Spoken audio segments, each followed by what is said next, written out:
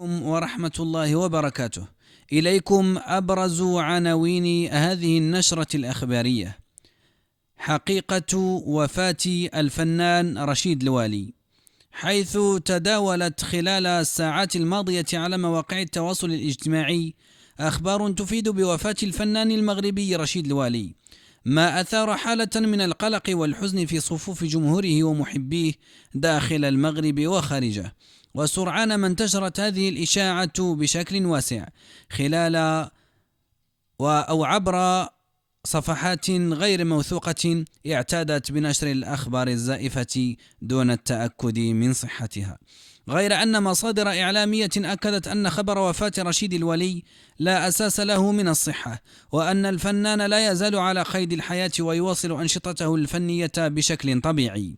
ويؤكد أن هذه ليست المرة الأولى التي تنشر فيها مثل هذه الشائعات، حيث سبق للفنان نفسه أن نفى أخبارا مشابهة في مناسبات سابقة تؤكد أنه بخير.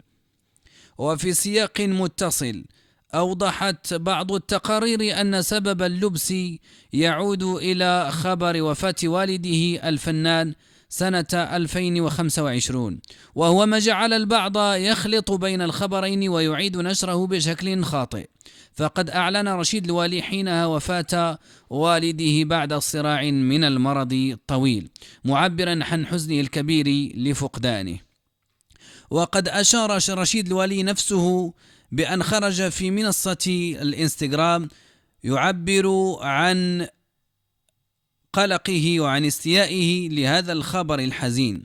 ويشار إلى أن رشيد الوالي يعد من أبرز نجوم الساحة الفنية المغربية، حيث راكم مسيرة طويلة في التمثيل والإخراج، ولا يزال يشارك في أعمال جديدة من بينها مشاريع درامية، حيث خلال سنة 2026 ما يؤكد استمراره في العطاء الفني، ولا يزال يبرز في الساحة الفنية.